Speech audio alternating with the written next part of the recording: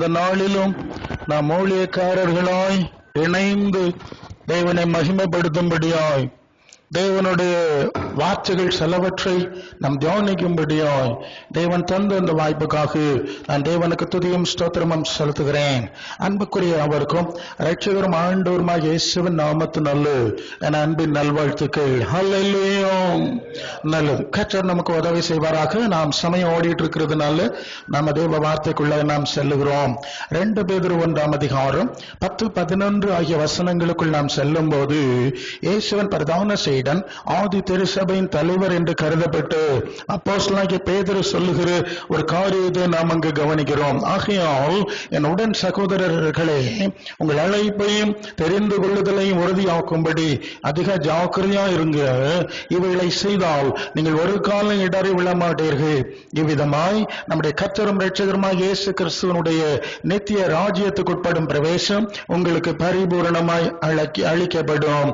இயேசு கிறிஸ்துவின் உட்படும் பிரவேசம் நமக்கு மட்டும் இல்ல, நம்முடைய ஊழியத்து நிமித்தமாய் பயன்படுகிறவர்களுக்கும் அது கிடைக்க வேணும்னு சொன்னா நம்முடைய அழைப்பையும் நம்முடைய தெரிந்து கொள்வதிலையும் நாம் புரிந்து கொள்வதில்லை அதில் தெளிவுள்ளவர்களாக இருக்க வேண்டியது அவசியம். மத்த 22ஆம் அதிகாரம் 14ஆம் வசனத்தில் ஆண்டவர் சொல்லுவார், அழைக்கப்பட்டவர்கள் அநேகராக இருந்தாலும் தெரிந்து கொள்ளப்பட்டவர்கள் சிலர் என்று சொல்லுவார். அற்புதங்கள் அதிசயங்கள் பல நன்மைகளை ஆண்டவர் செய்து அநேகரை அழைத்திருந்தாலும் சீஷர்களாகி ஞானஸ்நானம் கொடுக்கிற அந்த எல்லைக்கு வரும்போது அங்கே ஒரு சின்ன கூட்டமாய் அது சுருங்கி விடுகிறது என்பதை நாம் அறிந்திருக்கிறோம். லூக்கா 13:23-24 வசனத்துல வந்து ஆண்டவரிடத்துல ஒருவன் கேட்கிறான், ரட்சிக்கப்பட்டவர் சில பேர் தானான்னு கேட்டா ஆண்டவர் சொல்றார், இது இடுக்கமான வாசல், இதுல அநேகர் உட்பிரவேசிக்க வகை தேடினாலும் அவர்களால் கூடாமல் போகிறது என்று சொல்லுகிறார். ஹல்லேலூயா.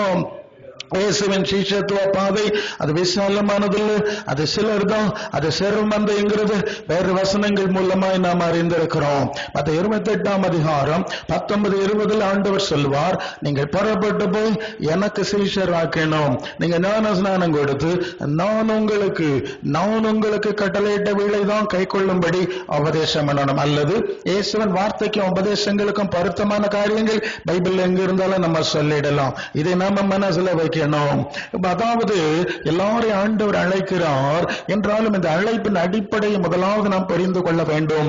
இந்த நாட்கள்ல இந்த அறிவு ரொம்ப கம்மியா இருக்குன்னு நினைக்கிறேன். நம்ம வசனத்துல போலாம். 1 தீமோத்தேயு 6ஆம் அதிகாரம் 12வது வசனத்துல, விசுவாசத்திலே நல்ல போராட்டத்தை போராடு, நித்திய ஜீவனை பற்றி கொள்ளு, அதற்காகவே நாம் அழைக்கப்பட்டிருக்கிறோம். ஹல்லேலூயா. நித்திய ஜீவனை அடையும்படியாய்த்தான் அழைக்கப்பட்டிருக்கிறோம்ங்கிறதுல நாம் மிக தெளிவா இருக்கணும். ஏன்னா இந்த பைபிள்ல நித்திய ஜீவனுக்கு உரிய காரியங்கள் இருக்கிறது, அநித்தியமான ஜீவனுக்குரிய காரியங்களும் வாக்குறுதிகளாக சொல்லப்பட்டிருக்கிறது. மோசேயின் சீடர்களாய் அவரை பின்பற்றவங்களுக்கு கொடுக்கப்பட்ட வாக்குறுதியை உபாகமம் 28ஆம் அதிகாரம் முதல் 14 வசனத்துல நாம படிச்சா அங்க பூமிக்குரிய அநேக அல்லது அநித்தியமான காரியங்களுக்குரிய காரியங்கள் ஆசீர்வாதங்களாய் வாக்குத்தத்தங்களாய் கொடுக்கப்பட்டிருக்கிறது நமக்கு தெரியும். ஆனா இயேசுவை நாம் பின்பற்றும் போது நமக்கு நித்திய ஜீவனுக்குரிய வாக்குத்தத்தம் கொடுக்கப்படுகிறது. நீங்கள் யோவான் 10ஆம் அதிகாரம் 27-28 வந்தோம், என்னுடைய சத்தத்துக்கு செவி கொடுக்கணும், அவ என்னுடைய மாதிரியில என் பின்னை பின்தொடரணும், நான் அவளுக்கு நித்திய ஜீவனை கொடுப்பேன் என்று சொல்லுவார். இயேசுவின் முக்கிய சீடராகிய யோவான் 1 யோவான் 2:25-26 சொல்லும் போது நித்திய ஜீவனை அளிப்பேன் என்பது அவர் நமக்கு செய்த வாக்குத்தத்தம். உங்களை ஏமாத்துறவங்க நிறைய பேர் இருப்பாங்க, அதை குறித்து எழுதியிருக்கிறேன்னு அந்த காலத்திலே ஆவியானவர் எழுதியிருக்கிறத நாம பார்க்கிறோம். ஒரு கட்டத்துல ஆண்டவர் வந்து ஒரு குருடனுக்கு கண்ணை திறந்துடுறார் பாருங்க. நீங்க திறந்த போது அவங்க யூதர்கள் கேட்கிறாங்க, தொலைச்சு கேட்கிறாங்க, இது எப்படி செஞ்சான் அப்படின்னா ரொம்ப கேட்டோம்னு அது யோவான் 9ஆவது அதிகாரத்துல அந்த 27-30 வரை உள்ள அந்த வசன பகுதியில நாம அதை படிக்கிறோம். கேட்கும் போது அவன் அந்த குருடன் கேட்கிறான், உங்களுக்கு இயேசு அந்த இயேசுவுக்கு சீஷரா இருக்க மனசுண்டான்னு கேட்கிறான். அல்லையோ? அப்ப அவங்க சொல்றாங்களா, ஆடாடா இவனுக்கு எவன் சீஷனா இருப்பான், நாங்கெல்லாம் மோசேனுடைய சீஷர், மோசேட்ட தேவன் பேசினாருன்னு தெரியும், ஆமா வரி ஆசீர்வாத வாக்குத்தத்தம் எல்லாம் கொடுத்திருக்காருன்னு தெரியும், அதனால அவர் தான் பின்பற்றுவோம். இவன் பரதேசியா இருக்கிறான், இவன் இவ்வளவு ஒரு மனுஷனுக்கு திறனான ஆஸ்தி இருந்தாலும் அது ஒண்ணும் கிடையாதுன்னு சொல்லிட்டான், தேவனுக்கும் உலக பொருளுக்கும் ஊழியம் செய்ய முடியாதுங்கிறான், இவனை எவன்டா பின்பற்றுவான். அதனால இவருக்கு சீஷரா இருக்க மாட்டோம் அப்படின்னு சொல்லிட்டு ஆண்டவர் இந்த குருடனை பார்த்து சொல்றாரு, ஐயாப்பா காணாதவர் காணும்படியாகவும் காண்கிறவர் குருடமராகும்படியா உலகத்துல வந்து இல்லையா. எல்லாம் தெரியும்னு சொல்றவங்க அன்னைக்கு வேளை குருடர்களா இருக்கிறோம். ஒன்னும் தெரியாதுன்னு சொல்லுவாங்க பாருங்க, அவங்களுக்கு தான் தேவராஜ்யத்தின் மகத்துவத்தை ஆண்டவர் கொடுக்கிறார். ஆண்டவர் சொல்வார்ல, கல்விமான்களுக்கு ஞானிகளுக்கு மறைச்சிட்டாரா, இவங்க மறைச்சாங்களா மறந்தாங்களா நமக்கு தெரியல, ஞானிகளுக்கு மறைச்சு பாலகர்களுக்கு தான் வெளிப்படுத்துறாங்க. இன்னைக்கு அது நடக்கிறது நாம பாக்குறோம். நல்லது. இப்போ நீங்க யோவான் 8:31-32 வந்தா தம்முடைய சீஷர் அவர் சொல்றார், யூதர்கள் யாருங்க இந்த மாதிரி சொன்னாங்கல்ல, இது மாதிரி கேட்டகரியில உள்ள யூதர்களை பார்த்து ஆண்டவர் சொல்றார், ஒரு கூட்டத்தார பார்த்து சொல்றார், நீங்க எனக்கு உபதேசத்துல நிலைச்சிருந்தா ஏன் சீஷரா இருப்பீங்க. இல்லையா? மோசேனுடைய உபதேசத்துல நிலைச்சிருந்தா ஓகே, அது மோசேனுடைய சீஷர். ஏன் உபதேசத்துல இருந்ததோ நீங்க ஏன் சீஷரா இருக்க முடியும். சத்தியம் என்னன்னு உங்களுக்கு தெரியும்ல, சத்தியம் உங்களை விடுதலையாக்கணும் பிராங்கா சொல்லிட்டார். இல்லையா? உண்மை போய் தெரிஞ்சுதானே நம்ம நடக்கிறோம், அதெல்லாம் தெரியும். வயிற்று பிழைப்புக்காக அப்படி இப்படி பலர் சொல்ல போறாங்க, போயிட்டு போறாங்க. சரி, இப்ப சத்தியத்துல நடக்கணும், என் வசனம் தான் சத்தியம், அதுல நடந்தாதான் எனக்கு சீசர்ன்னு சொல்லிட்டேன். சீசர்ன்னு சொன்ன கொஞ்சம் பயப்படத்தான் செய்யறோம். கேட்பாங்க, நீங்க எல்லாம் சீசர் ஆயிட்டீங்களா எல்லாம் என்கிட்ட கேட்டிருக்காங்க. நான் சொல்லுவேன், நீ ஞானஸ்நானம் எடுத்திருந்தா சீசர் ஆகி தானே எடுத்திருக்கணும், சீசர் ஆகி தானே கொடுத்திருக்கணும். இது என்ன ஒரு விதண்டாவாதமான கேள்வி நான் சொல்றது.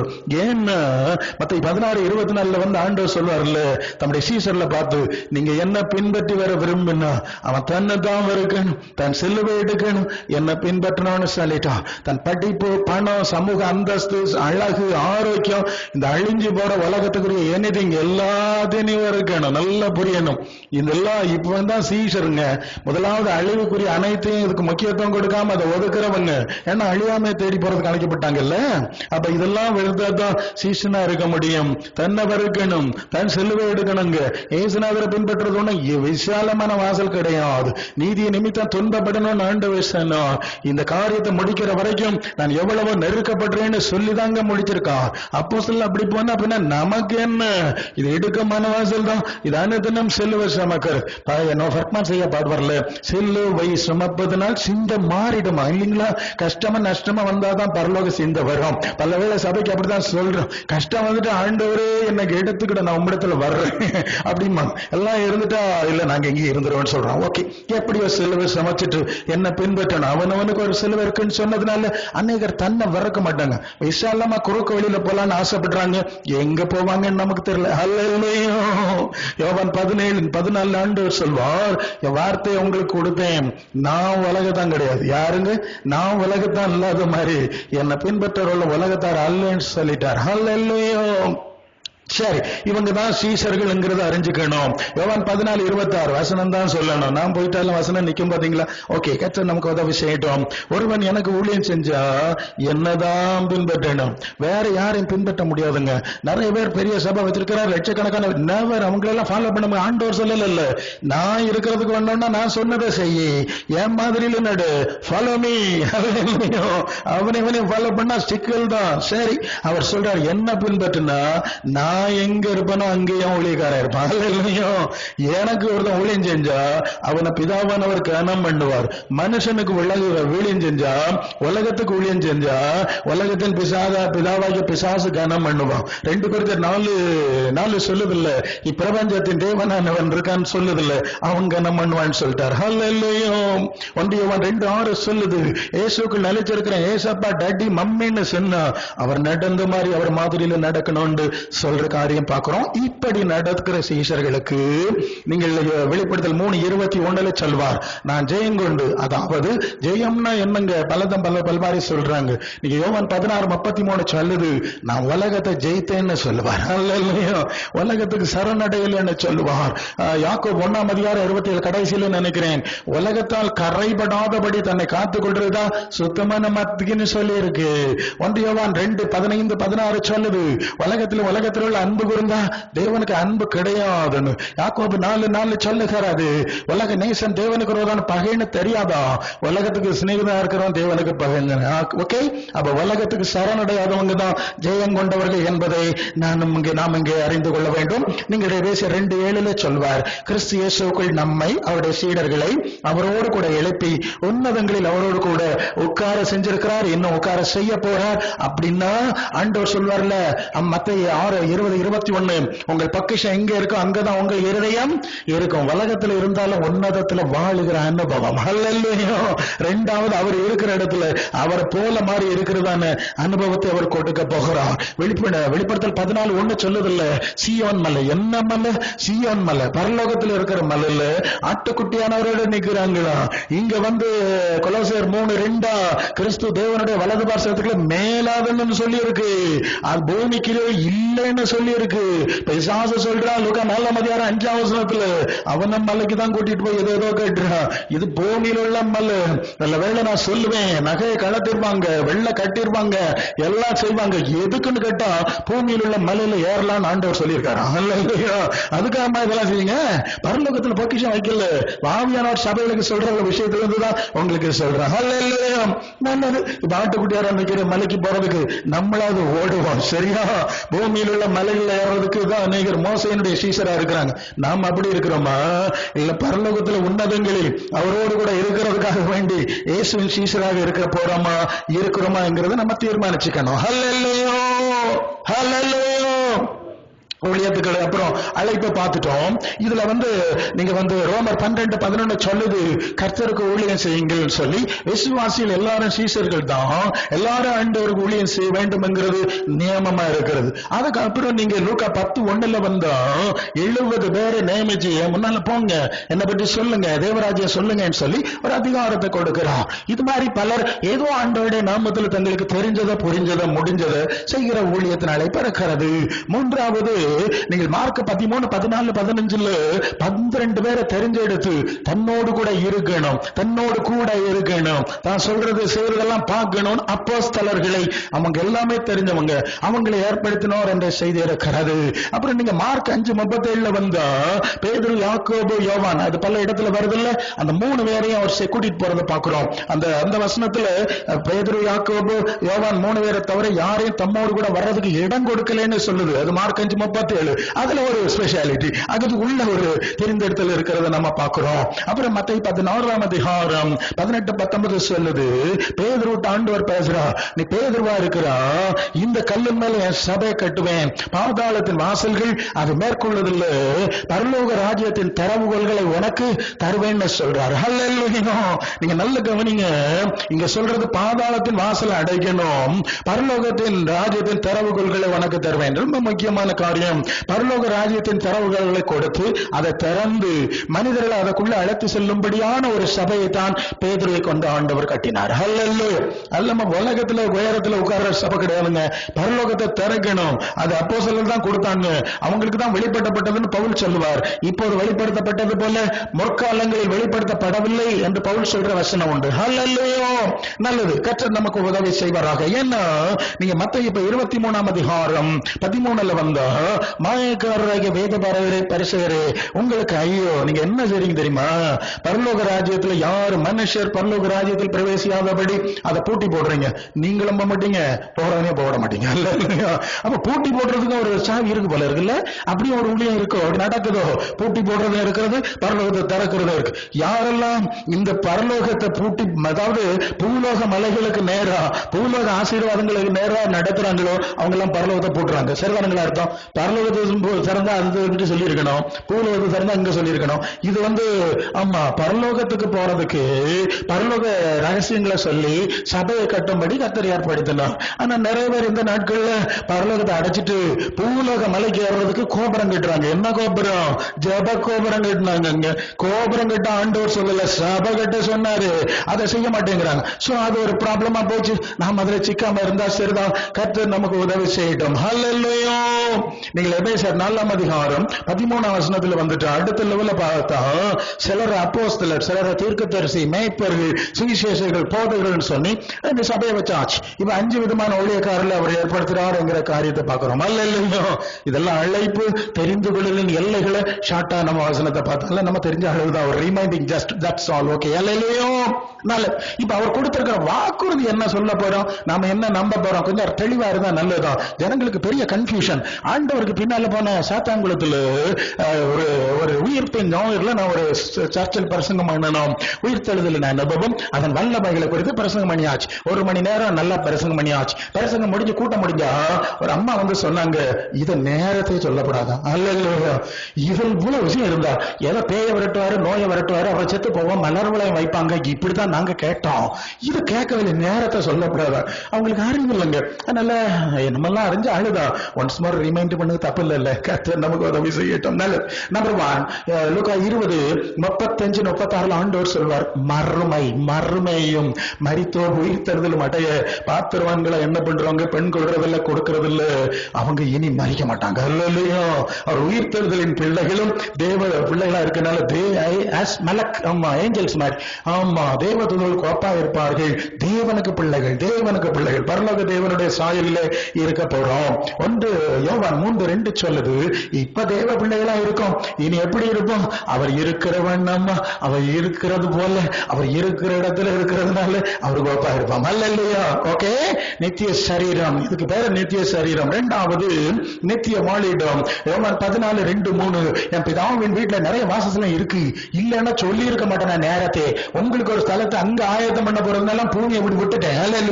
இதை நினைக்க மாட்டேன்னு சொல்லிட்டேன்ல. 65:17 ஏசாயால சொல்லிட்டார். ஆமா, புதிய வானத்தை புதிய பூமி படைக்கிறேன், முந்தின வேலை நினைப்பேன், இனி மனசுல வரக்கூடாது. அதனால எந்த எதால போன்னு சொல்லிட்டு நான் புதிய வாகனத்தை உண்டாக்கிட்டு இருக்கேன், புதிய வாசஸ்தலத்தை உண்டாக்கி கொண்டிருக்கிறேன்னு சொல்றேன். அப்படி போய் உங்களுக்கு வாசல் ஆயத்தம் பண்ணிட்டு நான் வந்து கூட்டிட்டு போறக்கு வருவேன். அல்ல இல்லையா? அவர் வந்தா நாம போனோம், அந்த சிந்தை இருந்தா போலாம், பூமிக்குரிய சிந்தை இருந்தா மண்ணுக்கு போலாம். எது வசதியோ அதை தெரிஞ்சிருக்கு, நமக்கு நல்லது. ஓகே, அண்ட் தென் அப்புறம் நித்திய மகிமை. 1 தெசலோனிக்கர் 2:11 தம்முடைய ராஜ்யத்துக்கும் மகிமைக்கும் உங்களை அழைத்த தேவனுக்கு நீங்கள் பாத்திரராய் நடக்க வேண்டும். அல்ல, மகிமை இருக்க அதுக்கு தகுதி இருக்கிறது. 1 கொரிந்தியர் 15:41-42 சொல்லுகிறது, சூரியனுடைய மகிமை வேறு, சந்திரனுடைய மகிமை வேறு, நட்சத்திரங்களுடைய மகிமை வேறு, வித்தியாசமான பிரைட்னஸ் இருக்குல்ல. இதுபோலதான் மரித்தோரின் உயிர்த்தெழுதலும் இருக்கும் என்று சொல்லப்பட்டிருக்கிறது. வெளிப்படுத்தல் 19:8 சொல்லுது, சுத்தமும் பிரகாசம் உள்ள மெல்லிய வஸ்திரம் தரித்துக் கொள்ளும்படி பரிசுத்தவான்களாகிய மனவாட்டிக்கு அளிக்கப்பட்ட அது பரிசுத்தவான்களுடைய நீதிகளே. அவங்க நீதி நியாயம் குணத்துக்கு ஏற்ப சிலர் சூரியனை போல, பலர் சந்திரனை போல, அப்புறம் டியூப்லைட் போல, நிறைய பேர் மண்ணெண்ண வழக்க போல அவருடைய கிரியைக்கு தக்க பிரவர்த்திக்கு தக்கதாயிட்டு தேஜசவட காணும். ஓகே, தேவன் நமக்கு உதவி செய்வாராக. அப்புறமா என்ன பார்க்கிறோம், நித்திய சிங்காசனம். வெளிப்படுத்தல் 3:21 நான் பாஸ் பண்ணிட்டேன். எப்படி பாஸ் பண்ணிட்டேன்? உலகத்தை ஜெயித்துட்டேன், சரணடையல. என் பிதாவுடைய சிங்காசனத்தில் என்னால உட்கார்ந்துருக்கேன். என்ன போல பாஸ் பண்ண, என்ன போல ஜெயிச்சா, என்னுடைய சிங்காசனத்துல என்னோட உட்கார பண்ணுவேன். என்னெல்லாம் பாத்தீங்க, நித்திய சரீரம், நித்திய வாழிடம், நித்திய மகிமை, நித்திய சிங்காசனம், நித்திய கிரீடம். வெளிப்படுத்தல் 2:10 நீ பட போற பாடல குறித்து எப்போதும் கவலைப்படாது. சிலரை காவல் எல்லாம் போடுவான், மரண பரியந்த உண்மையாயிரு, நான் உனக்கு ஜீவ கிரீடம். என்ன கிரீடம்?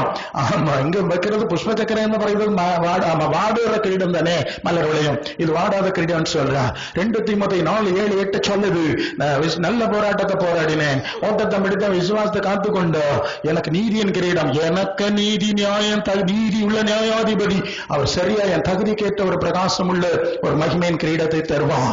யாக்கோபு 1:12 நீ சோதனை சேர்க்கிற மனுஷன் பாக்கியவான், அவன் உத்தமன் என்று விளங்கின பின்பு, அவன் பாஸ் ஆன பின்பு அவனுக்கு வாக்குத்தத்தம் பண்ணியிருக்கிறார்ல, என்னது ஜீவ நீதி ஜீவ கிரீடம், அது அவர் கொடுப்பார்னு சொல்றார். ஓகே, இந்த காரியங்கள் எல்லாம் கொடுக்கறதா ஆண்டவருடைய சுவிசேஷ வேலை. பாருங்க, சீடத்துவ வேலை பாருங்க. வேற மாதிரி எல்லாம் நிறைய அங்கோடி இங்கோடியும் கேப்பிய அதை தூர போட்டுருங்க. என்ன அதுல மைண்ட செலுத்திடாதுங்க. ஊழியக்காரர்களுக்கும் பிரச்சனை, என்கிட்ட கேள்வி கேட்கறாங்க, அதனால எல்லாம் சொல்றேன். ஓகே, கர்த்தர் நமக்கு உதவி செய்யட்டும். இப்போ அடுத்த ஒரு பகுதியை பார்த்துருவோமா?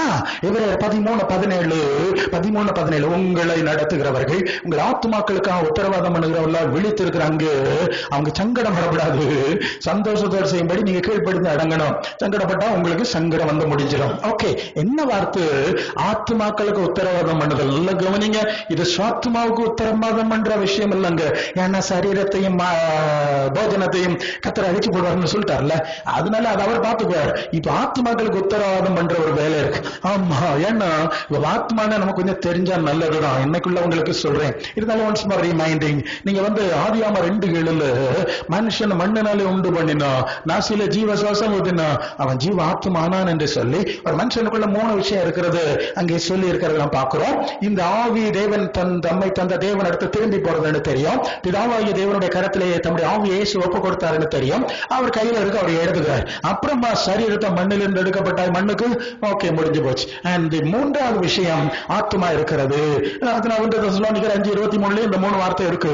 ஆவி ஆத்ம சரீரம் முழுவதும் அவர் வரும்போது குற்றமற்றதாய் காக்கப்படுவதாக. ஓகே, இப்ப ஆத்மாவுக்கு நிலைமையை பார்த்தா நீங்க 1 பேதுரு 3:18-20 வந்தா இயேசு சிலுவையில தொங்கினா, பிதாவிடத்தில் ஆவியை ஒப்பு கொடுத்தா, சரீரம் கல்லறையில வைக்கப்பட்டா, அவருடைய ஆத்மா எங்க போச்சா? பாதாளத்துல போய் நோவா கால ஆவியில இருந்து ஒரு சூழ்நிலை இருக்கிறது. அங்க போனாங்க, அந்த இயேசுவின் ஆத்மா போயிட்டு என்ற தகவலை நாம் அங்க பார்க்கிறோம். சாவோடு இந்த சகாப்தம் முடியல, அதை கடந்து இன்னும் நீண்டு செல்ல போகிறது என்பதை நாம் அறிஞ்சிருந்தா போவதில்ல, மற்றவங்களுக்கு சொல்லணும் இல்ல. அதுதான் ஆத்மாக்களுக்கு உத்தரவாதம் பண்ணுகிற ஃபர்ஸ்ட் ஸ்டேஜ். ஹல்லேலூயா. சரி, சத்தப்புறம் என்ன நடக்கும்னு பார்த்துருவோம். லூக்கா 19:16-24 வரை அந்த ஐஸ்வர்யவான் லாசரு சம்பவத்தை நம்ம படிக்கிறோம்ல. ஐஸ்வர்யவான் லாசரு சம்பவத்துல இந்த ஐஸ்வர்யவான் உலகத்துல வாழும்போது அவன் லக்ஸூரியஸ்லி லிவிங், அனுதினமும் சுகபோகமாய் ஆடம்பரமும் தூமிய வஸ்திரம் தெரிச்சு அந்த மலையாளத்துல காணும். அவங்க வங்கியாக சரி ரொம்ப செழிப்பாய் அல்லது ஆடம்பரமாய் அந்த மாதிரி வாழ்றான். நான் நினைக்கிறேன் அது உபாகமம் 28ஆம் அதிகாரம் முதல் 14 வசனத்துல சொல்லியிருக்கு இல்லையா, ஆசீர்வாதம் இதெல்லாம் அந்த மனுஷனுக்கு இருந்திருக்கணும். அதனால அவன் நினைக்கிறேன், கர்த்தர் என்னோட கூட இல்லாட்டா இதெல்லாம் எனக்கு கிடைக்குமா என்ன? அவன் அப்படியே இருமாப்பா இருக்கான். பணக்காரன் தான், ஐஸ்வர்யவான் தான், நீதிமானா இல்லையே, ஜீவ புஸ்தகத்துல பேர் இல்லையே. அவன் அப்படியே நினைச்சிட்டான், பரிசங்கம் பண்ண அவனு கேட்க மாட்டான். போடா, கர்த்தர் ஆசீர்வதிச்சிருக்கிறார், என் கூட இருக்கிறாருங்கிற இருமாப்பு. அப்புறம் லாசரு இருக்கிறான், அவனுக்கு அந்த 28-15 பிறகு வசனம் இருக்குல்ல, சாபம். இதெல்லாம் லாசருக்கு வாழ்க்கையில இருக்கு. ஆமா, உயிர் ஊசலாடுது இல்ல, அதான் அர்த்தம், சாப்பாட்டு வழியிலன்னா. அப்புறம் 2 பேரும் வாழ்ந்தாங்க உலகத்துல. இப்ப கண்ணா முடினா இங்க சுகமா ரொம்ப ஆசீர்வதிக்கப்பட்டவன் எல்லாரும் சொல்லி ஜோம் பண்ணாங்களே, அவன் இப்ப பாதாளத்துல கிடக்கான். இந்த அட்ரஸ் எல்லாம் ஒதுக்கி போட்டதில்ல, கண்டம் லிஸ்ட்ல ஆக்கறது அது இப்போ அங்க இருக்கு, இங்க ஆபிரகாம் பக்கத்துல வேலை முடியும். இதுதான் அடுத்து சொல்ல வேண்டிய செய்தி. உலகத்துல நாம பாக்குற கனவு காட்சி கண்ண மூடினா வராதுங்க. இது வேற, அது வேற. இது பிசாசுக்கும் மனுஷனுக்கும் கூட்டணியில இருக்கக்கூடிய என்வாரன்மெண்ட், அது தேவனுடைய ஆளுகைக்குள்ள இருக்கக்கூடிய என்வாரன்மெண்ட்ங்கிறத சரியா சொல்லிடணும். அதனால இதை வச்சு முடிவு செய்யாத மர்ம தலைகளா இருக்கும். கர்த்தருக்குள் நிச்சயம் உள்ளவரா இருக்குன்னு நம்ம சொல்லணும். நோவா காலத்துல எல்லாம் அவங்க நல்லா சாப்பிட்டாங்களாம், குடிச்சாங்களாம், ரொம்ப கொண்டாடிட்டு எல்லாம் இருந்தாங்களாம். ஜலப்பிரளயம் வாரிட்டு போறது உணர்வே கிடையாது. சாவோன்னு நினைக்கல, பாதாளம் எவன்டா கண்டா. இப்ப கண்ணை மூடுறாங்க, செத்து போனாங்க. எங்க போனாங்க? ஏற்கனவே வசனம் வசிட்டல்ல, காவலில் உள்ள ஆவின்னு கேட்டா அது நோவா காலத்துல கீழ்படியாம போனதுன்னு எழுதியிருக்கு. இங்க சாவரதோட கொண்டாட்டம், செத்த பிறகு ஜெயிலு. காவலில் இருந்தவங்க அங்கே இல்லை, தடவுல இருந்த மலையாளத்தில் ஓகே, காவல்னா ஜெயிலு, இங்க அங்க கொண்டாட்டம், அங்க ஜெயில். இதுதான் ஆத்மாவுக்கு நல்ல.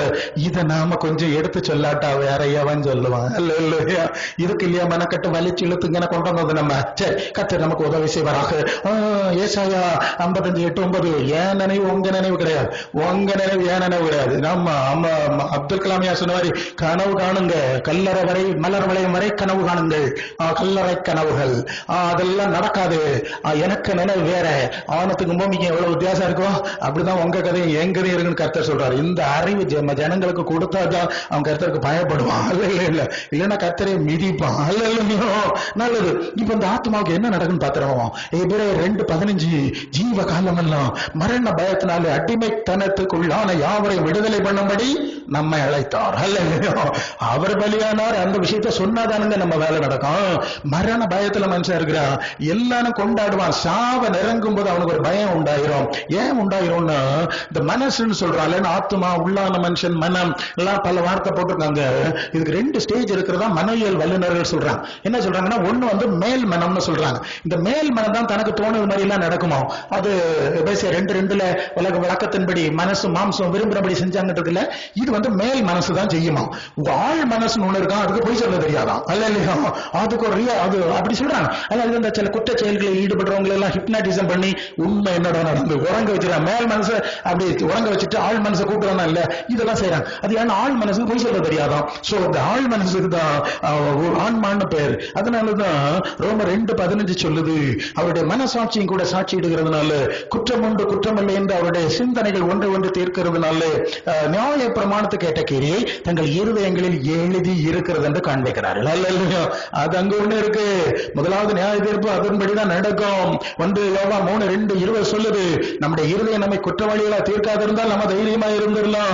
ஆமா, 1 யோவான் அப்போஸ்தலர் 24:16 பவுல் சொல்லுகிறார், அதனால நான் தேவனுக்கும் மனுஷனுக்கும் வந்தா எப்பொழுதும் குற்றமற்ற மனசாட்சி உடையவனா இருக்க பிரயாசப்படுறேன். ஏன் தெரியுமா, இந்த மனசாட்சி அடிப்படையில் தான் தேவனுடைய முதல் நியாய தீர்ப்பு இருக்கும் என்று சொல்லி ரோமர் 2ஆம் அதிகாரத்தில் நம்ம 14, 15, 16 வாசிட்டே வந்தா, அதாவது நம்முடைய அந்தரங்கங்களை குறித்து நாம் நியாய தீர்ப்பு கொடுக்கிற நாளிலே நாம சொல்ல அதை தீர்ப்பு செய்யப்படும் போது அறிந்து கொள்வோம் அந்த வசனம் சொல்லுது. இந்த அந்தரங்கம்னா இன்டர்னல், இந்த டீப் ஹார்ட்னு சொல்றமே, அந்த மனசாட்சி தான் முதலாவது நமக்கு முன்பு நிறுத்தப்பட்டு அதன் அடிப்படையில் நியாய தீர்ப்பு கொடுக்கப்படும். அல்லையோ, ஆகவே இதை சொல்லணும், மனசாட்சி முக்கியம். அதுதான் ஆத்மா. ஒரு நியாயப்பிரமாணம் அங்க எழுதியிருக்கு, உள்ள இருக்கு. அதனால்தான் ஏனோக்கு அவங்க எல்லாம் வேதம் இல்லாமலே கர்த்தரோடு நடந்து கடந்து போனாங்க. அல்லையோ, சரி, இதை நம்ம சொல்லணும். அப்ப பயம் இருக்கிறது. நீங்க வந்து எபிரேயர் 10:26-27 சத்தியத்தை அறிவை அடைந்த பின்பு மனப்பூர்வமா பாவம் செஞ்சா வேற ஒரு பலி கிடையாது, நியாய தீர்ப்பு வரும் என்று பயத்தோட ஒரு பயம் இருக்கு. பாத்தீங்களா, சாவும் போது அந்த ஆத்மாவுக்கு தெரியும், நான் சிக்கலான இடத்துக்கு போறேன். கர்த்தருடைய பிள்ளைகளுக்கு மட்டும்தான் சந்தோஷம் வரும். அதுக்கு தெரியும், இங்க உள்ள நாடகம் முடிஞ்சிடுச்சு, நான் வேற இடத்துக்கு போறேன், எனக்கு நியாய தீர்ப்பு வரப்போன நல்ல மரண பயம் வந்துடும். அதான் சொல்லி இருக்கு. ஆண்டவருக்குள்ள இருக்கவங்களுக்கு வராது. அவங்க மன்னிப்பு வாங்குறாங்க, தேவ சித்தம் செய்றாங்க, ஓகே நான் கர்த்தர் இடத்துல போறேன், இட்ஸ் ஓகே. ஆக இந்த பயம் இருக்கிறது, இது ஜனங்களுக்குள் வெளியே நல்ல கம்பீரமா பேசுவான், உள்ளத்துல பயந்துகிட்டே இருப்பான். சாவ கண்டு போய் ரகசியமா கூப்பிட்டு சொல்லுவான், எங்களை மாதிரி ஊழியக்காரர்கிட்ட சொல்லுவான். அதை நாம் பயன்படுத்திக் கொள்ள வேண்டும். நமக்கு அந்த அறிவு வேணும், அதை பயன்படுத்தணும். ஓகே, இப்ப என்ன ஆச்சுன்னா இவங்க எல்லாம் பாதாளத்துக்கு போறான். இந்த பாதாளத்துல போனா அந்த பாதாளத்தின் சில நிலைகள் சொல்ல நினைக்கிறேன். முதலாவது நீங்க வந்து வெளிப்படுத்தல் 20:13 அதுல இப்படி சொல்லியிருக்கோம், சமுத்திரம் தண்ணில் உள்ள மரித்தோரை ஒப்புவித்தது, மரணமும் பாதாளமும் தங்களில் உள்ள மரித்தோரை ஒப்புவித்தன, யாவரும் தங்கள் தங்கள் கிரியைகளின்படி நியாய தீர்ப்படைந்தார்கள். 3 ஸ்டேஜ் இருக்கு. ஒன்னு மரணம், இன்னொன்று பாதாளம், இன்னொன்று சமுத்திரம். தமிழ்ல எப்படி இருக்கு, இங்கிலீஷ்ல போனா அந்த மரணம்னு சொல்றது வேர்ல்ட் ஆஃப் டெட் அல்லது மரித்தோரின் உலகம், மேல் பாதாளம். 2வது பாதாளம்னு சொன்னா அந்த பாதாளத்தின் நடுப்பகுதி, அதுதான் தண்டனை கொடுக்கிற இடம். 3வது சமுத்திரம்னு சொன்னா அது பாட்டம்லெஸ் பிட் இல்லைன்னா அபைஸ்ன்னு சொல்றாங்க, ஆழமான இடம், பாதாளத்தின் அடியற்றமான இடம். அதான் சமுத்திரம் போட்டிருக்காங்க. ஆழம் குறைஞ்ச கடலுக்கு கடல்னு பேரு, ஆழம் கூடின கடலுக்கு ஓஷன் இல்லைன்னா சமுத்திரம்னு பேர். ஓகே, அதனால அப்படி அந்த வார்த்தையை பயன்படுத்தி இருக்கிறாங்க. இந்த பழைய ஏற்பாட்டு காலத்துல உள்ள எல்லா நீதிமான்களும் இந்த மேல் பாதாளத்துல தான் இருந்தாங்க. சோ அந்த மேல் பாதாளத்துல இருந்ததுனாலதான் இந்த பாதாளத்துக்கும் மேல் பாதாளத்துக்கு ஒரு இடைவெளி இருந்தது. அதனாலதான் ஐஸ்வர்யவான் பாதாளத்திலே தண்டிக்கப்பட்ட இடத்துல போயிட்டான். இவன் இங்க இருந்து கண்களை ஏறிட்டு பாக்குறான், மேல பாக்குறான்ல, மேலதான் ஆபிரகாம் இருக்கிறான், அவன் பக்கத்துல லாசர் இருக்கிறான். ஓகே, சோ அது மேலே இது கீழே தெரியுது. இங்கே அது இந்த மேல் பாதாளத்துல தான் நீதிமான்கள் இருந்தாங்க. ஆண்டவர் சிலுவையில மரித்த உடனே அவர்கள் அங்கிருந்து விடுதலை அடைந்தார்கள். அந்த மேல் பாதாளத்துல நீதிமான்கள் விடுதலை அடைஞ்சாங்க என்கிற ஒரு சம்பவத்தை நாம் பார்க்கிறோம். எபேசியர் 4:8-9 அவர் உன்னதத்துக்கு ஏறி சிறைப்பட்டவர்களை கைப்பற்றி சிறைப்படுத்தி மனுஷருக்கு வரங்களை அளித்தார் என்று சொல்லி இருக்கிறது. ஏறினார் என்பதனாலே அதற்கு முன்பு தாழ்விடங்களில் இறங்கினார் என்பதும் விளங்குகிறது அல்லவா. அந்த பாதாளத்துக்கு இயேசு போனார்னு வசனம் பார்த்துட்டோம். அங்க போய் எல்லாம் கலத்தி விட்டார், போய் வெளியே போயிருங்க. நீதிமான்கள் பழைய ஏற்பாட்டு நீதிமான்களை வெளியே விட்டு விடுகிறார். மத்திய 27ஆம் அதிகாரம் 52-53 வசனத்துல கல்லறைகள் திறந்தது, நித்திரை அடைந்திருந்த அநேக பரிசுத்தவான்கள் எழுந்தார்கள். அவர் உயிர் தெரிந்த பின்பு கல்லறை விட்டு புறப்பட்டார்கள், பரிசுத்த நகரத்தில் பிரவேசித்தார்களாம், பலருக்கு காணப்பட்டார்களாம். அது எப்படின்னு தெரியல. இந்த காரியம் நடந்திருக்கிறது, அது மொழிபெயர்ப்பில் கொஞ்சம் வித்தியாசம் இருக்கலாம். ஒரு காரியம் நடந்ததை இது குறைப்படுகிறது. யோவான் 20:17 அதிகாலையில ஆண்டவர் உயிர் தழும்போது மகதலேனா மரிட்ட சொல்றார், என்ன நீ தொடாத, நான் இன்னும் பிதாவின் இடத்துல ஏறி போகவில்லை, நான் அங்க மேல போறேன். அந்த அப்பதான் வெளியே வந்திருக்காரு, கல்லாரிக்கு வெளியே, இனி மேலே போறேன்னு சொல்றார். மேலே போகும்போது இந்த நீதிமான்களை அவர் எடுத்துட்டு மேல போயிட்டார். மேல போய் எங்க போனாருன்னா 2 Corinthians 12:2-3 கிறிஸ்துவுக்குள்ளான ஒரு மனுஷனை தெரியும். அவன் 14 வருஷத்துக்கு முன்ன 3ஆம் வானம், எங்கே 3ஆம் வானம், அங்கே என்ன இருக்கிறது, பரதீசு இருக்கிறது. அவன் சரீரத்தில் இருந்தானோ இல்லையோ நமக்கு தெரியாது. இந்த 3ஆம் வானத்துல கொண்டு நீதிமன்றங்களை வச்சுட்டு அவர் பரலோகத்துக்கு போயிட்டார். அதுக்கு மேல போய்விட்டார். அதுக்கு பிறகுதான் அவர் திரும்பி சாயங்காலத்துல கலிலேயாவுக்கு கீழே இறங்கி வருகிறார். இது அங்கே நடக்கிறதை பார்க்கிறோம். இது மேல் பாதாளத்தை குறித்த ஒரு சின்ன விளக்கம். அடுத்தது இந்த மத்திய பாதாளம், அதுக்கு கீழே இருக்கு. இங்கதான் ஐஸ்வர்யவான் இருந்தான். இது தண்டிக்கப்படுற இடம். உலகத்துல அவனவன் செய்த கிரியைக்கு பலன் கிடைக்கலன்னு சொன்னா இந்த ஆத்மாக்கள் மறுமையில இந்த சூழ்நிலையில தண்டனை அடைகிறது, பாதாளத்துல வேதனை இருக்கிறது என்கிறத பார்க்கிறோம். அதைத்தான் மார்க் 9:45-46 உன் கால் இடர் உண்டு பண்ணா தரைச்சு போடு, 2 கால் உள்ளவனா நீ அந்த எரி நரகத்து போறதை விட ஒத்த கால்னா ஜீவனுக்கு போறது நல்லது, அங்கே அக்னி அவியாது பொழுது சாவாதுன்னு இருக்கு, அங்க தண்டனை இருக்கிறது, அது ஈஸியா நீ ஸ்டாப் பண்ண முடியாது என்கிற ஒரு காரியத்தை நாம் அங்கே புரிந்து கொள்கிறோம். அங்கே இருக்கிறது கிரியைக்கேற்ற ஒரு பலனை கொடுக்கிறார். சரி, 3வது அந்த அடியற்ற பாதாளம், அது பாவம் செய்த தூதர்கள். முதலாவது பிசாசு ஒரு கூட்டம் தூதர்களை தன்னிடத்தில் எடுத்துட்டான். 2வது அந்த தூதர்ல இன்னொரு பிரிவார் பூமியின், அது அங்கே நம்ம ஆதி ஆரம்பத்துல நம்ம படிக்கும்போது 6ஆம் அதிகாரத்துல ஒரு சம்பவத்தை படிக்கிறோம் இல்லையா, அங்க ஒரு காரியம் நடந்தது, ராட்சசர்கள் பிறந்தார்கள் எல்லாம் வருது. பின்பு இவர்கள் அதிகமா இனி செயல்பட முடியாம அவங்களை கொண்டு அடைச்சு வச்சுட்டார். அடி ஆழத்துல அடைச்சு வச்சிருக்கிறார். ஏன்னா இது நீங்க லூக்கா 8ஆம் அதிகாரம் 30-31 பார்க்கலாம். அந்த பிசாசு லேகியோன் சொல்லுது, எங்களை பாதாளத்தில் தள்ளி விடாதபடி வேண்டிக் கொண்டதன் இருக்கு இல்லையா, அது இப்படிதான், திருப்பி வெளியே வர முடியாது, அது அடுத்த லெவல் என்கிற ஒரு காரியத்தை நாம் பார்க்கிறோம். சரி, இப்படி அது தூதருடைய காரியம், அதை விட்டுருவோம், நமக்கு தேவையில்லை. இப்போ மத்திய பாதாளத்தில் இருக்கிற அந்த தண்டிக்கப்படுற இடம், இது நமக்கு தெரிஞ்சாதான் இது நாம மற்றவங்களுக்கு சொல்ல முடியும். இல்லையோ பேதர் சொல்வார், 1 Peter 1:17, அன்றியும் பட்சபாதம் இல்லாமல் அவனவன் கிரியைக்கு தக்கதாய் மிகச் சரியாய் பலன் கொடுக்கிற தேவன் அவனவனுடைய கிரியைக்கு தக்கதாய் பலன் இருப்பார் என்று சொல்லி ரோமர் 2:6 சொல்லுது. கலாத்தியர் 6:7 அவன் எதை விதைக்கிறானோ அறுப்பான்னு சொல்லி இருக்கு. அப்ப கிரியைக்கு தக்கதான பலன், இது ரொம்ப முக்கியமான காரியம். பலவேளை அந்த பாதாள தண்டனை சொல்லும் போது அவங்க என்னைக்கு தண்டிக்கப்படுவார்கள் மாதிரிலாம் சிலர் பேசுவாங்க.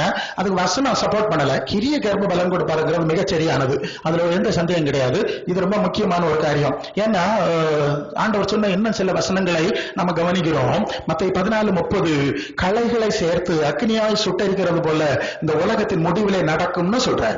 நம்ம மணிகளை களஞ்சிகளை சேர்க்கிறோம், இந்த களைகள் எல்லாம் எரிச்சிடறாங்க, சண்டிச்சா இப்படி ஒண்ணு நடக்கும்னு ஆண்டவர் சொன்னார். எது வேண்டாமோ வேஸ்டோ யூஸ்லெஸோ அதை நிரந்தரமாக அழிக்க வேண்டும்.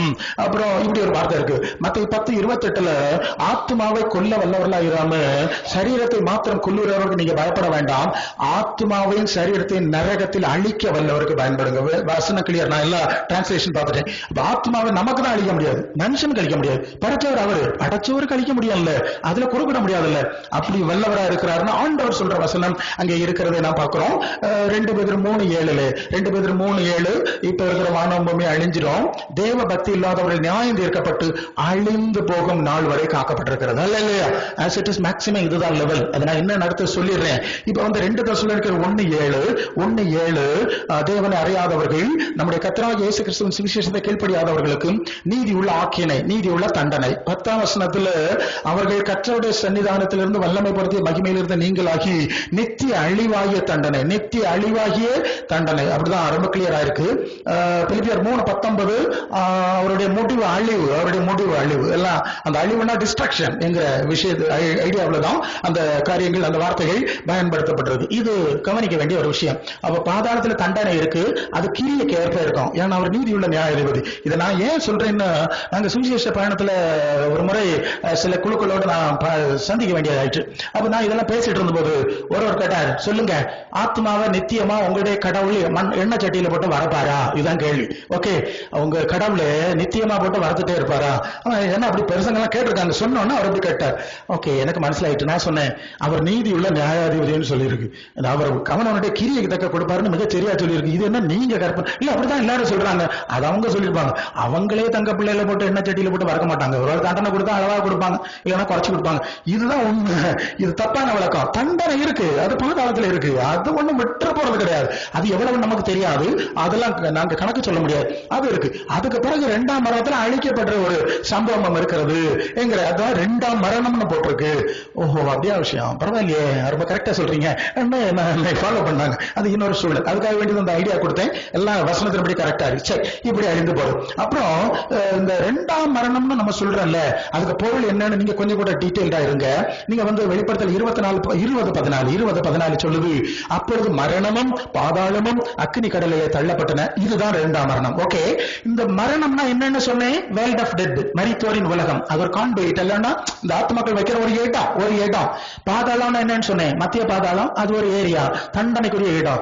இப்ப நரகம் பிசாசுக்காகவும் மனுஷனுக்காகவும் ஆயத்தம் பண்ணப்பட்டதுன்னா இந்த இடங்களை இருக்கு, இந்த நாற்காலி, இந்த ரூமை எங்க போட்டாங்க?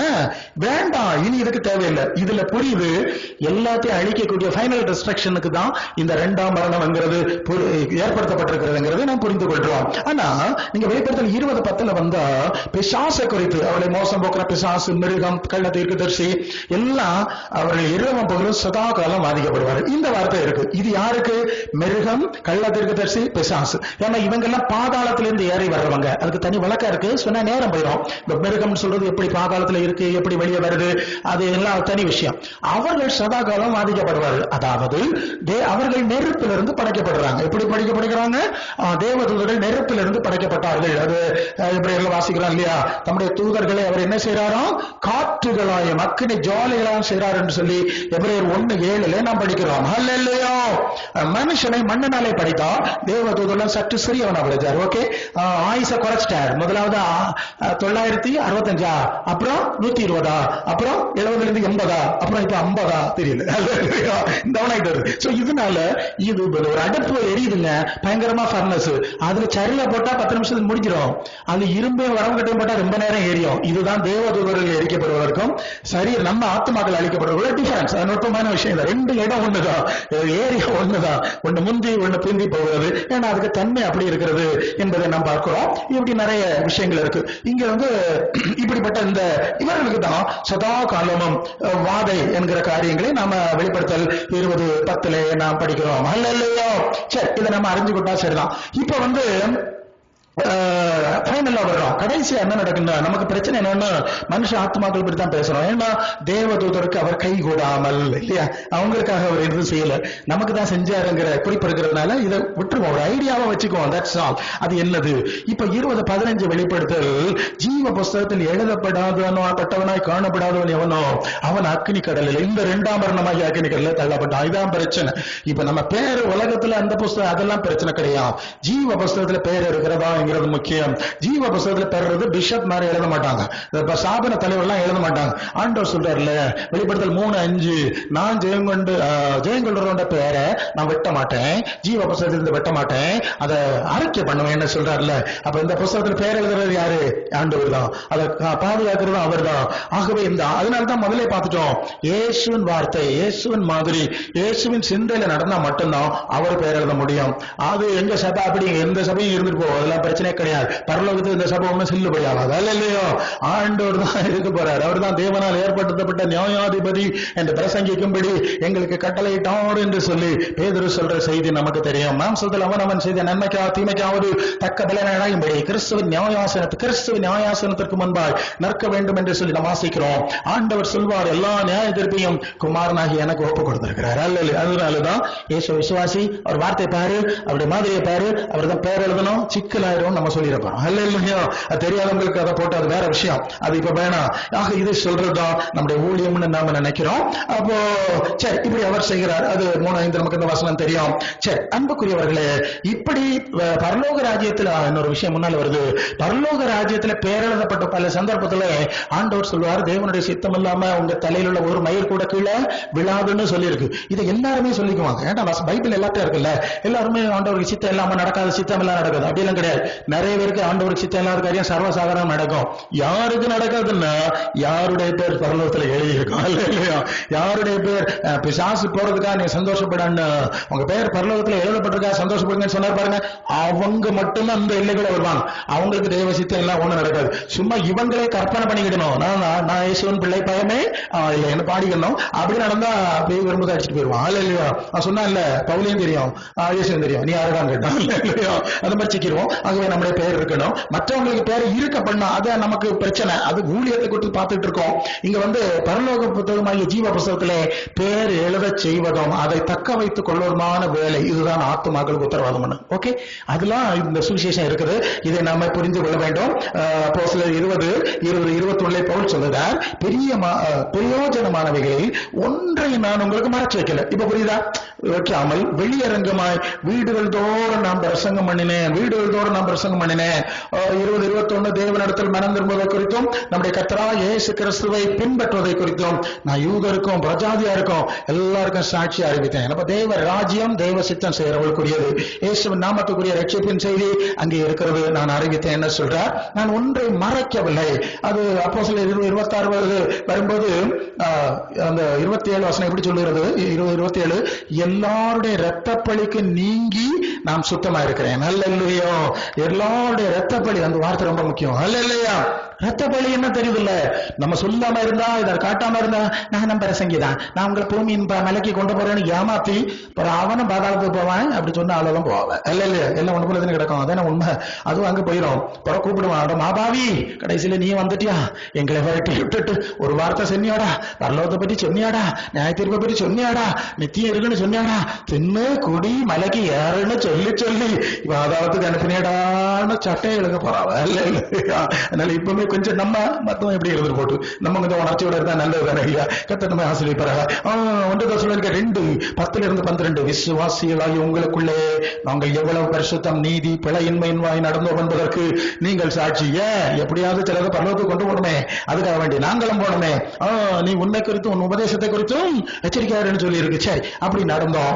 11 தம்முடைய ராஜ்யத்துக்கும் மகிமைக்கும் உங்களை அழைத்த தேவனுக்கு நீங்க யோக்கியமா நடக்கணும். நாம நடக்கணும், மற்றவங்களை நடத்தணும். அது எப்படி?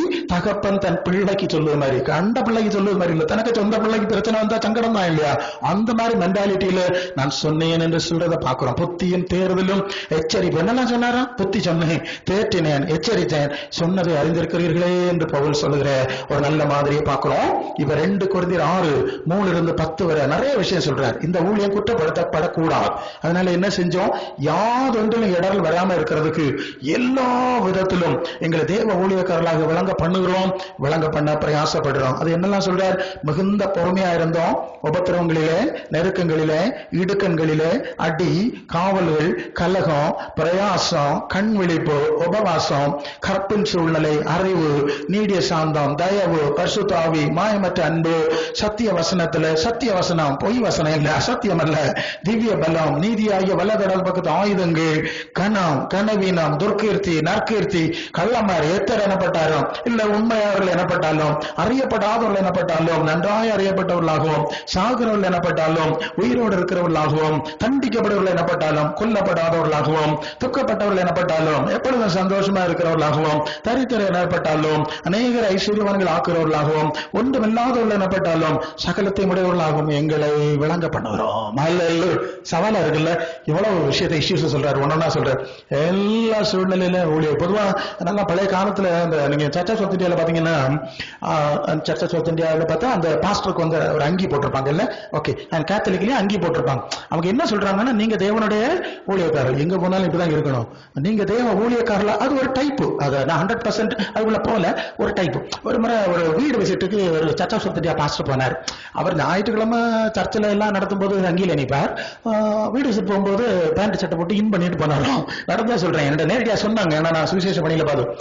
இவங்க கேட்டாங்களாம், பாஸ்டர் நீங்க ஒரு பாஸ்டர், நீங்க வரும்போது பாஸ்டருக்குரிய அங்கியில தான் வர வேண்டும். ஓகே, ஸ்ட்ரைட்டா சொல்லிட்டாங்களாம். இது என்ன புது மாப்பிள்ளை மாதிரி வந்திருக்குது, கிண்டலா அந்த வயசான அம்மா கேட்டுச்சு. புரியலையா? அது என்னன்னா ஊழியக்காரர்கள் அப்படி இருக்கணும், அப்படி ஒரு மாடல் வச்சாங்க. அது 100க்கு 100 போல, அது உள்ளான முறையிலே இருக்கணும், புறம்பான முறையில இருக்கணும். அதான ஒழுங்கு, அதுதான் நமக்கு சேஃப்டிங்க. நீங்க அங்க பொது இடத்துல போகும்போது காலேஜ் பையன மாதிரி போற, நீங்க காலேஜ் பையன மாதிரி தான் பிஹேவ் பண்ணுவீங்க. சரிதானுங்களா? ஊழியக்காரன் ஆட்டோமேட்டிக்கலி தெரியும் நம்ம ட்ரெஸ், ஊழியக்கார ட்ரெஸ் நிக்கிறோம், நம்ம கொஞ்சம் காஷியஸா இருக்கணும். சொல்லுமா செல்லாதா? இதுக்குதான் சொல்றது ஊழியக்காரன்னா அதுக்குரிய அது ஆண்டோட்ட படிங்க. நாங்க படிப்பிக்கிறதுக்கு நீங்க சின்ன குழந்தைகள் ஒண்ணும் இல்ல. சரி, ஓகே, அதனால அப்படி வச்சாங்க. அப்ப எல்லா விதத்திலும் அது மாதிரிதான் சில சூழ்நிலைகள் வந்தா யோசிக்கணும், இது எனக்கு தகுதி இல்லைன்னு ஒதுங்கிடணும். அங்க போய் கட்ட பஞ்சாயத்து நடத்துறது போகக்கூடாது, மத்தியஸ்தம் செய்யறது போகக்கூடாது. நீ இருக்க வேண்டிய இடத்துல இருக்கு, இல்லைன்னா உனக்கு அடி கிடைக்கும் அங்க போனா. அல்ல இல்லையா? நான் ஜப வீட்டுல இருக்கிறேன், வந்தியன்னா ஆலோசனை சொல்லுவேன், ஜோம் பண்ணுவேன், தட்ஸ் ஆல் என் ஒர்க். இங்க போவேன், அங்க வர முடியாது. சில இடங்களை கூப்பிட்டா நீ வேணா வாங்க, நாங்க ஆண்டோட வார்த்தை சொல்லணும். எல்லாத்துலயும் போனீங்கன்னா அப்புறம் பேய் உங்களுக்கு நேரம் வந்துடும். சரி, அப்ப எல்லா விதத்திலும் தேவ ஊழியக்காரலாய் வரங்க பண்ணணும். நம்ம பாக்குறவங்களுக்கு தெரியணும், இவங்க தேவ அந்த வார்த்தை வருது இல்ல, பரிசுத்த சந்ததி, அவருக்கு சொந்த ஜனம். இந்த வார்த்தைக்கு தகுதியா தானே நம்ம நடக்கணும். ஏன்னா இப்ப கிறிஸ்தவ மார்க்கம்னா பாவிகளின் ராஜ்யம், அது சிலுவை கல்லர் கள்ளிகளின் ராஜ்யம், குறுக்கோடியில போறவங்க, அப்படி ஒரு தப்பான கோட்பாடு. இயேசு விசுவாசிட்டாங்கல்ல, ரத்தத்துல முங்குறாங்கல்ல, இப்படி உண்டாக்கிட்டாங்க. பார்த்தா மற்றவங்களோட கேவலமா இருக்காங்க. ஒரு இடத்துல அது மிஸ்டர் ஒரு ஃபீல்டில் நடந்தது, நான் ஒரு வீடியோ பார்த்தேன். துண்டு பிரதி கொடுக்க போறாங்க, அவங்க எல்லாம் அவங்களுக்கு ட்ரெஸ் ஃபுல்லா கவர் பண்ணியிருக்காங்க, அது முஸ்லீம் மாதிரி எல்லாம் பண்ணியிருக்காங்க. இந்த பொம்பளை கையில்லாத பிளவுஸும் போட்டுட்டு துண்டு பிரதி கொடுக்கு. அது எப்படி யாரை பார்க்க வேலை இல்லையா? தேவனுடைய ராஜ்யமா, நீங்க தேவை ஊதியலாம் கொள்ளாம என்ன சொல்லுது. அப்படி ஒரு சம்பவம் நடந்தது வீடியோல பார்த்தேன், ரொம்ப வருஷத்துக்கு முன்ன. அப்ப நமக்கு தேவ பிள்ளைகள்னா அவருக்கு சொந்த ஜனம்னா ராஜரீக ஆசாரி கூட்டம் இல்ல, ஆசாரிய கூட்டம். ஆசாரிய கூட்டம்னா பரிசுத்த ஜாதினா அதுக்கு ஒரு ராயல்டி வேண்டாமா? அதுக்குரிய தகுதி யோக்கியத்தில் யோக்கியத பாத்திரமா நடக்கணும். நேத்தாங்க ஒரு மலையாளத்திலையும் பிரதம் பண்ண, தமிழையும் பண்ண, அது என்னது யோக்கியராயிட்டு பாது உங்களை அழைத்த தேவனுக்கு எப்படி நடக்கணும்? தகுதி உள்ளவர்களா நடக்கணும். சும்மா இயேசு ரத்தம் சொல்லிட்டு அங்க போக முடியாது. வெளிப்படுத்தல 22:12 இதோ நான் சீக்கிரமா வருகிறேன், அவனவன் கீரியைக்கு தக்க பலனை கொடுக்க வர்றேன். அதெல்லாம் நமக்கு பார்த்திருக்கோம். கீரியை உனக்கு யோக்கியதை, உனக்கு தகுதி, அவனுக்கு மகிமை எல்லாம் ரெக்கார்ட் பண்ணிருக்கு, அதங்க இருக்கு. ஆமா, போட்டோ எடுத்து அந்த மாதிரி வீடியோ எல்லாம் இருக்கு. அதுக்கு ஏற்பதான் உனக்கு கிடைக்கும். ஏன்னா அது மத்த 7:21 சொல்லுவார், பிதா பரலோகத்தில் இருக்கிற பிதாவின் சித்தம் செய்யறவன் தான் அந்த ராஜ்யத்துக்கு போக முடியும். என்ன கர்த்தாவேன்னு சொல்லுவான், ஆராதிப்பான், வரட்டுவான், நோய் வரட்டுவான், அக்கிரம கள்ள பயவலைன்னு சொல்லுவான். அதான் அர்த்தம், அக்கிரம செய்கிறார். நான் சொல்லல, ஆண்டவர் சொல்லிட்டார். நீங்க எவ்விடத்தாரோ, எங்க வீட்டுல வந்து சாப்பிட்டே இல்லையா, எங்க வீட்டு வந்து என்ன பிரசங்கம் பண்ணி நாங்க கேட்டோம் இல்லையா, எவ்விடத்தாரோ உங்களுக்கு தெரியாது, யாரு எங்க இருந்து வந்திய? நம்முடைய கிரியைகளும் கனிகளும் குணங்களும் அதை வெளிப்படுத்த வேண்டும். மத்தேயு 5:48 பரலோகத்தில் இருக்க உங்கள் பிதா பூரண சர்க்குணரா இருக்கிறது போல நீங்களும் உள்ளும் பரம்பும் பூரண நிலையிலே இருங்கள். உங்கள் நற்கிரியைகளை கண்டு, நற்செயல்களை கண்டு, நல்வாழ்வை கண்டு மற்றவர்களை மகிமைப்படுத்தும்படி உங்கள் வெளிச்சம் அருளும் என்பதாக பிரகாசிக்க கிடவது. இந்த கணக்குல பார்த்தா இது நான் சிஎஸ்ஐல வந்த காலத்திலிருந்து எனக்கு ஆண்டவர் படிப்பிச்சார். இது ஒரு கள்ளத்தனமான மார்க்கம், நான் சொன்ன மார்க்கம் கிடையாது. இவனும் சிலுவையை சுத்தி கள்ளம் மரங்கள் அங்க போறான்னு ஏமாத்திட்டு இருக்கான். நீ மரியாதையா என்ன பின்பற்றுன்னு சொல்லியாக இங்க வர வேண்டி ஆகி போச்சு, அல்ல இல்லையோ? அதனால உலகத்தை சுத்தி பாருங்க, எல்லா மக்களை ஒண்ணு பாருங்க, அவங்களுடைய வாழ்க்கை போக்கு, வரவு, உடுக்கை, நடக்க எல்லாம் பாருங்க. பெந்தைக்கோஸ்தே ஆவியா ஒண்ணு பாருங்க. இது என்ன சபை? பெந்தைக்கோஸ்தே சபை. இது என்ன ஆவி? ஆவிக்குரிய சபை. இது என்ன ஆவி? உலகத்தின் ஆவி. நாங்களும் உலகத்தின் ஆவியை பெறாமல் தேவ பாருங்களேன். என் கல்யாண வீட்டுக்கு எல்லாம் போறியா இல்லையா? ஒண்ணு பார்த்துடுங்க, பரலோகத்துக்கு போற லட்சணத்தை. ஆக என்ன விஷயம்? அழைப்பை உறுதிப்படுத்திக் கொள்ளுங்கள், தெரிந்து கொள்ளுங்கள், தெரிவாயிருங்கள். மற்றவன மாதிரி கோபுரம் கட்டி வாழ்ந்து மலர் வளையத்துல முடிக்க நம்ம கூப்பிடல. ஜீவ கிரீடத்துக்கு போனோம், அவருக்கு மகிமை அடையணும், அவருக்கு பக்கத்துல இருக்கணும். நம்ம இருந்தா போராது, நம்ம மக்களை மட்டும் கொண்டு போனா போராது. நம்ம இருக்க இடத்துல மற்ற ஆளுகளும் இருக்காவ இல்லையா? நம்மள நேற்று வர அங்க உருண்டு கிடந்தோம் கோட்டங்கரையில, இப்படிதான் வந்தோம். அதனால அவங்க இது வர்றதுக்கு, இது அடையிறதுக்கு பிரயாசப்படுவதாகும். இந்த அழைப்பும் தெரிந்து கொள்ளுதலுமாகிய மகா பிரம்மாண்டமான வேலை அல்ல. இதுக்கு வேலை கொடுக்கணும், பாடுபடணும். அப்போஸ்தலர் பட்ட பாட சொல்லிட்டாங்க. இயேசுவே சிலுவையில் அரைஞ்சு கொண்டாங்க, பேதுரு தலைகளை அரைஞ்சிட்டாங்க, யாக்கோபை வெட்டி கொண்டாங்க, ஸ்தேவானை கல்லறிஞ்சு கொண்டாங்க. அவங்க எல்லாம் இந்த பாடுபட்டு போன பிறகு நம்ம மட்டும் ஆட்டம் பெற மாட்டோம், சுகபோக மாட்டோம், வாடி அதுல இருக்கிறது கிட்ட எடுத்துக்கிட்ட போலான்னு நினைச்சதியோ? அநேக காரியம் அப்படிதான் போயிட்டு பிறகு அப்படி போகக்கூடாது. அந்த கிறிஸ்து இயேசுவின் சிந்தையே உங்களிலும் இருக்க கிடவது. இந்த வார்த்தைகளினாலே கர்த்தர் உங்களை ஆசீர்வதிப்பாராக.